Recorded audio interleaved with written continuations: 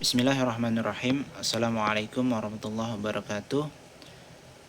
A'udzubillahi minasyaitonirrajim. Bismillahirrahmanirrahim. Wassalatu wassalamu ala Rasulillah wa ala alihi wa sahbihi wa man wala, amma ba'd. Pertama-tama saya ingin mengucapkan banyak terima kasih kepada dosen saya Ibu Nurul Imarah atas kesempatan yang diberikan kepada saya pada hari ini. Insyaallah dalam video kali ini saya akan membahas tentang apa itu gadai, bagaimana hukumnya, bagaimana pula contohnya, dan masih banyak penjelasan-penjelasan lainnya. Video kali ini adalah pemenuhan tugas UAS saya, yaitu tentang fikih muamalah. Sebelumnya saya ingin memperkenalkan diri saya. Nama saya adalah Muhammad Koi Afilak dari kelas MBS DKK kampus Tazkiyah Sentul Bogor. Pertama saya akan masuk kepada definisi RAN. Sebelumnya, kita semua sudah tahu bahwa utang piutang sudah menjadi hal yang lumrah di tengah-tengah masyarakat di negeri kita ya. Namun di sisi lain, krisis kepercayaan melanda era globalisasi ini. Tak terkecuali di Nusantara. Namun dengan begitu tak mengherankan bila di dalam akad utang piutang pihak yang meminjam jaminan baik berupa harta, benda atau jasa. Nah, oleh sebab itu sudah seharusnya kita sebagai seorang muslim mengetahui hukum-hukum yang berkaitan dengan praktik semisal dari kacamata syariat Islam. Terlebih lagi transaksi jenis ini sudah dikenal lama sehingga sudah dibahas oleh ulama-ulama salaf maupun kontemporer. Saya akan masuk kepada pembahasan pertama, yaitu definisi RAN. Secara bahasa, RAN memiliki banyak definisi, diantaranya adalah habs yang berarti tertahan, terhalang, tercegah, atau yang semakna dengannya. Hal ini senada dengan firman Allah Ta'ala, yaitu kullu nafsin bima kasabat rohina, yang artinya setiap jiwa yang tertahan untuk mempertanggungjawabkan apa yang pernah ia perbuat. Quran Surat Al-Mudaththir ayat 38. Definisi lain dari RAN adalah dawam yang bermakna diam atau tetap. Syekh Al-Utsaimin rahimahullah mengumpamakan jika ada seseorang yang mengatakan air ini rahin, maksudnya air ini diam, tenang, dan tidak mengalir. Adapun menurut istilah ulama fikih, RAN atau gadai adalah berutang dengan menyerahkan barang sebagai jaminan. Contoh gadai. Untuk memudahkan kita memahami persoalan ini, ada baiknya kita mengenal pihak yang bertransaksi di dalam muamalah ini. Pihak pertama adalah rohin, si peminjam atau orang yang mengandaikan. Jadi pertama ada si rohin ya, si peminjam atau orang yang menggadaikan. Kemudian yang kedua adalah si murtahin, pemberi utang. Nah, contoh gadai misalnya rohin, si peminjam atau orang yang menggadaikan berutang sebesar 1 juta rupiah kepada si murtahin, si pemberi utang. Ia lantas menyerahkan barang yang dapat dijadikan jaminan untuk melunasi utangnya kepada murtahin. Jadi misalkan kita nih berutang beberapa juta rupiah gitu kepada orang yang mengutangi kita, kemudian kita menyerahkan barang yang menjadi jaminan kita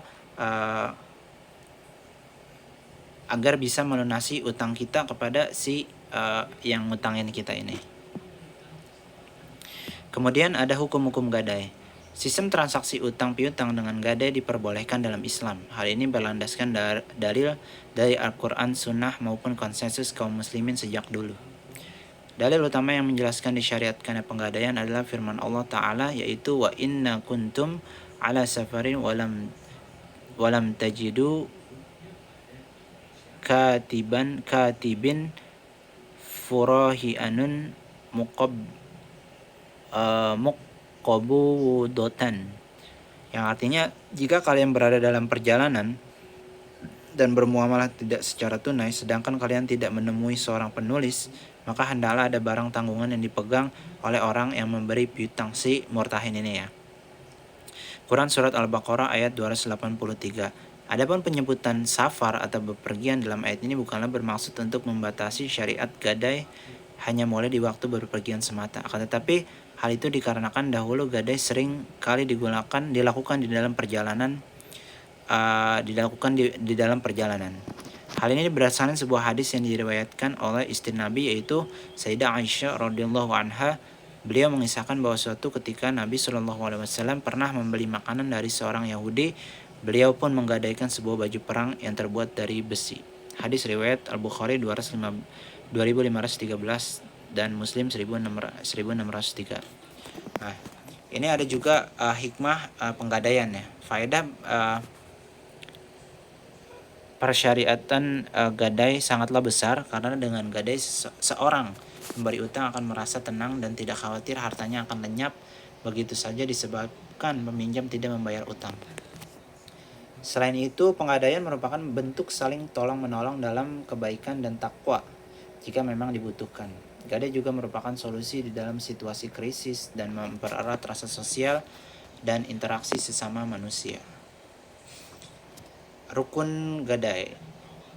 Ulama telah merumuskan beberapa rukun yang harus terpenuhi di dalam melakukan transaksi gadai, yaitu barang yang digadaikan, utang, akad, dua pihak yang bertransaksi, yaitu rohin dan murtahin.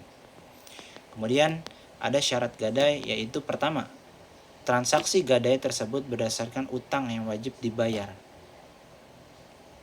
Kedua, barang gadai tersebut diperbolehkan dalam jual beli jika seorang rohin menggadaikan seekor babi misalkan, maka transaksi gadai dalam kasus ini tidak sah karena babi adalah sesuatu yang tidak diperbolehkan dalam jual beli. Termasuk pula tidak diperbolehkan menggadaikan barang wakaf atau barang yang bukan miliknya. Akan tetapi dikecualikan dalam masalah ini menggadaikan hasil pertanian atau buah-buahan yang belum matang. Meskipun sebagaimana yang kita ketahui, hukum asal menjual buah-buahan yang belum matang adalah terlarang.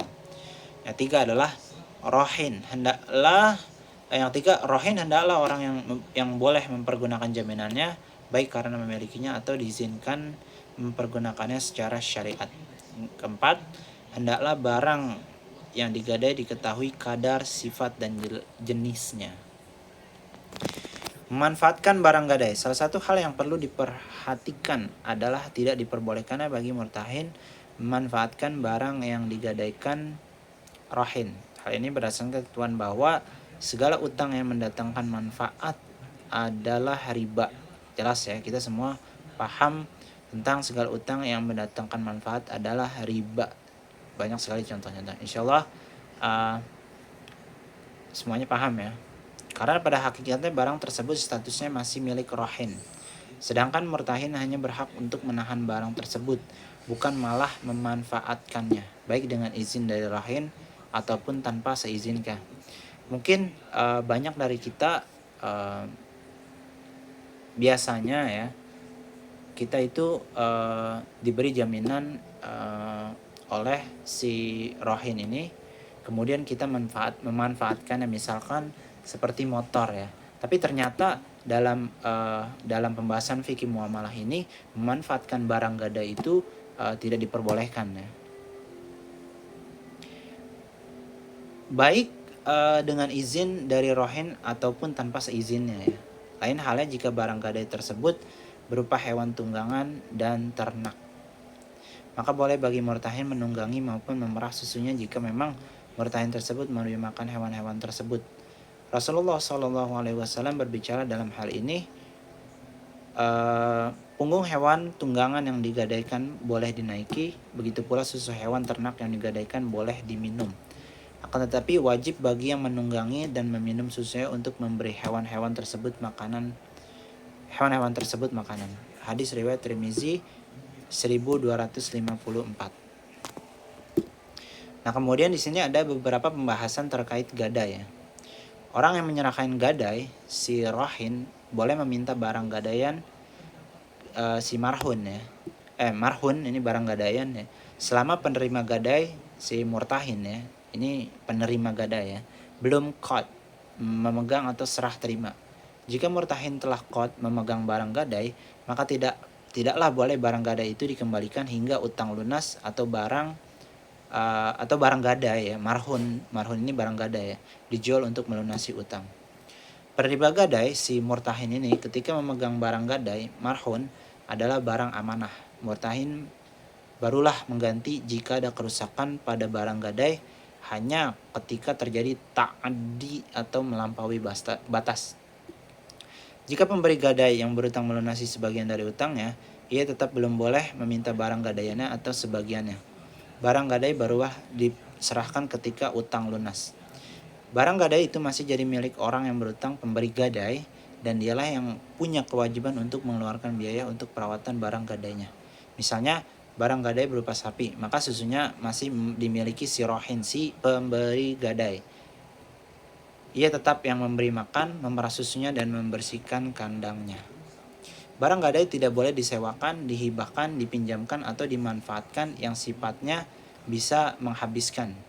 Jika penerima gadai murtahin memanfaatkan barang gadai seperti hewan tunggangan yang jadi gadai ditunggangi, maka dianggap sebagai ta'addi, melampaui batas, maka harus ada ganti rugi setiap ada kerusakan atau musnah. Jika barang gadai berupa sapi betina melahirkan dan memiliki anak, atau berupa gadai berupa pohon itu berbuah, maka hasil tadi adalah milik si rohin, pemberi gadai, yang keluar dari barang gadainya. Si rohin, si pemberi gadai, punya kewajiban untuk merawatnya, menanggung biayanya. Jika murtahin, si penerima gadai meminta barang gadai dijual atau meminta untuk dilunasi utangnya, jika memang sudah jatuh tempo, jika si rohin pemberi gadai mengalami kendala, maka qadi, hakim, boleh memaksanya untuk menjual barang gadai. Murtahin, penerima gadai, boleh menjual marhun, barang gadaiannya, dengan izin rohin, pemberi gadai, sebelum pelunasan utang jatuh tempo dan gadai jadi bebas. Terima kasih banyak, jazakumullah khairan katsiran atas terima kasih yang telah menyimak video kali ini.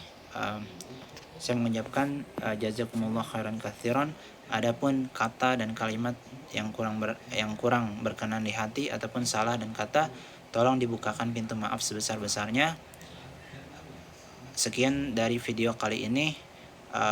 Terima kasih banyak. Sampai jumpa di video berikutnya. Assalamualaikum warahmatullahi wabarakatuh.